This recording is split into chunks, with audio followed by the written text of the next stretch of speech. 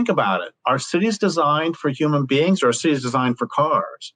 Or a better example, do governments take better care of human beings, or take better care of corporations? Well, that's one of the key things we talk about here. Like, that is what we're doing on this show. I mean, we do talk a whole bunch of topics, but we are predominantly transforming politics into service, because the biggest problem is that corporations have taken over our entire government. They've taken over everything. And so that is ultimately what we're fighting. Like I say it all the time, we can talk about these issues, but until we have representatives that are not on the special interest corporate payrolls, none of these things are going to change. We're just going to keep circling a drain and arguing amongst ourselves. So it's politics is the problem, because these are all choices. Yeah, and you're never going to elect. It's just like this vicious circle, because you're never going to elect anybody who will tell the truth to the American people. And this way of life is over. There were maybe 3 generations of people who were ever going to get to experience it. The party's over. Like, it's done. We've used up all the stuff that there was. We're done. And we've certainly used up most of the energy that, the easily available energy, and there's not really a replacement for it. So, I mean, we have to face the facts, and nobody's willing.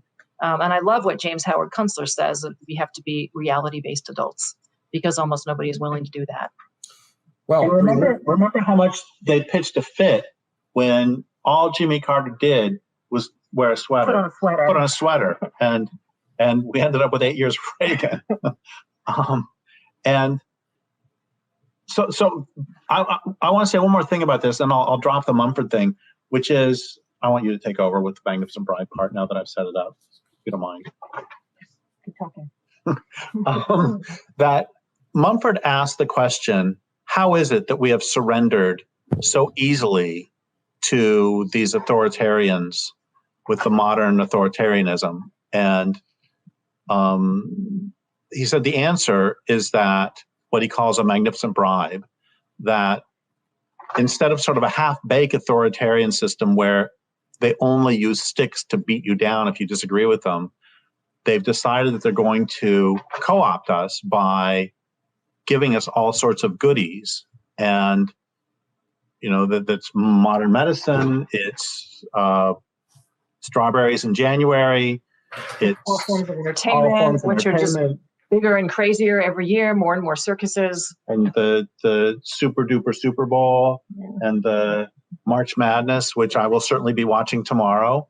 There's all of these. He says, basically, we have given up the planet and given up everything in exchange for this bribe. And he said, it's 1964. He says point blank, life itself will not survive, is the quote from that essay, which I highly recommend everybody read. It's very short. He saw it. He saw it was 10 pages. He saw it I was born in 1964. He saw that in 1964. He saw how, and computers hadn't really been invented yet. He saw it all coming. And he wished that his epitaph would read, "Here lies the most foolish man ever," whose every prediction. He wanted to be so wrong, and he was. He had no idea how right he was. His wildest dreams, he was so right about all of it.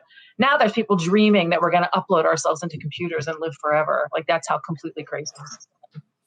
I would like to hear what you guys have to say to the average American consumer, including a couple of our friendly dorks in the chat who seem to think that you guys are just nuts. So I don't. I'm with you. Yeah. Well, again, you seem nuts now because the world isn't collapsing on itself at the moment, but I mean, that could obviously change in the not too distant future. I do think we are facing a number of problems. There is an older generation, particularly in our country, as well as in China and probably various parts of the world, that are going to be dead within the next, probably 10, 15 years. And so their attitude is basically, well, I'm not going to be here to see it, so I have no desire to make any changes at all. So is there any type of transition that we can make? I mean, I know we've talked about nuclear as an option in terms of a carbon footprint reduction away from, obviously any type of drilling, any type of, coal or natural gas extraction. I'm wondering where you guys stand in terms of our ability to, I don't want to say delay the inevitable, but, at least try to, pull it back a little bit to at least see if we can start finding some solutions, doing things in one fell swoop. That doesn't work for the average person. But if there's anything we can do to start pulling it back, I think that's going to be the key to having any type of success. Your thoughts on that?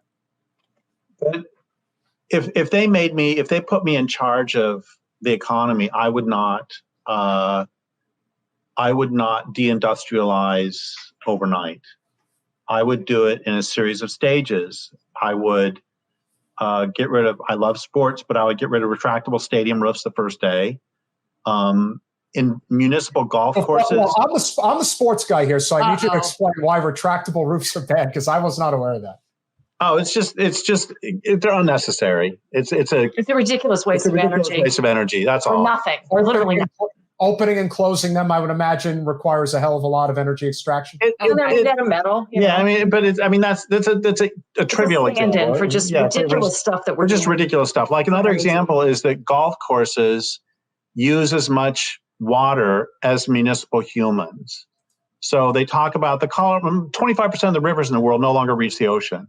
And people say, oh, you got to take shorter showers. It's like humans use about 4% of the water that's used by industrial society.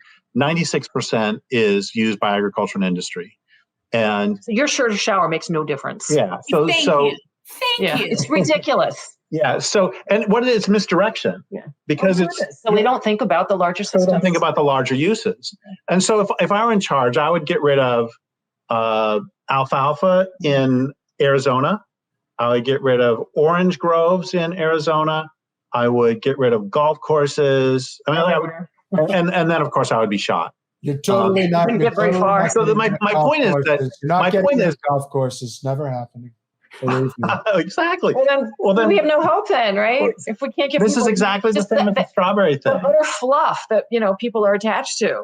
If we can't even get rid of that to save the planet, what hope have we got? Well, you also have to remember the thing about golf courses. They're for the rich and for the people who want to pretend that they're rich. And we've got a hell of a lot of them in this country and around the world, but especially in this country. Getting rid of golf courses, you gotta put that one way at the back. That's another Carlin. That was another Carlin thing that he mocked relentlessly, were golf courses and cemeteries as wastes of space. And I remember that bit. Where are you guys located? Because we're in South Florida. So we're like at ground zero. We're in Northern California, way Northern California on the coast. Redwoods? So we're in the tsunami. Lovely. Is that lovely? The redwoods. We're in the redwoods. Yeah. Oh, that sounds so. I want to be. It's beautiful. Trees. It's beautiful. And it's a question as to whether this land will be underwater because the elevation, not of the city itself, but the elevation right here is somewhere between 18 and 30 feet. So it may well be underwater in 20 years. I don't know. Well, you guys could fall off. You guys could have like an earthquake in Tahoe, the ocean. So what do we say? What do we say to the people who think we're kooks? I don't really know how to talk to people like that. It's been obvious to me since I was 4 years old that we were wrecking the planet. Okay. And I don't know how to talk to people who don't mourn what we've lost, want to fight for it. I don't understand them. Well, listen, here's something I can say. Maybe you can talk to them better. Here's something I can say is I became an environmentalist in second grade when they put in a subdivision next to where I lived. And as a 7-year-old, I recognized, I asked, this is the language I used then, where will the meadowlarks go? Where will the cottonwood trees go? Where will the garter snakes go? That's the language I had. The language I didn't have, but the understanding I did have, is you can't have finite growth, or you can't have infinite growth on a finite planet. Yeah. So I think anybody who believes you can have infinite growth on a finite planet, that is a kook. So if they agree with me, if they think, yeah, you're kooky for wanting to end it now, but they agree that you can't have infinite growth on a finite planet, then we can start having real conversations about, okay, how much of the planet are you willing to give up in order to maintain this way of living for another generation or two? And we can have that discussion. And I'm not willing to give up any. And that's, you can call me a kook for that, and I'll take it. But the place I would start is by recognizing that a growth economy is literally insane on a finite planet. This only worked when we had new frontiers. We don't. We took it all. And now they're talking about going. Oh, no, you guys are wrong. There is plenty of frontier up in the frozen Arctic of Alaska with the Willow Project. We're just going to drill the shit out of this planet even more. Yeah. Come on, get with the program. Come on, just vote for a Democrat. It'll solve all the problems. If we let Trump in there, we might actually pay attention and not let the Willow Project go. It's well, that's an example of just, you're just asking for, the total destruction of this planet to happen. If you go forward with something like the Willow Project, I mean, honestly, I have no sympathy anymore. I really don't. They're just asking for it at this point. Thanks for watching. If you want to support our mission to transform politics into service, please like this video, subscribe, follow us on social media, and consider joining our Patreon, where you'll get early access to our interviews as well as other exclusive content. Links are in the description. Peace out.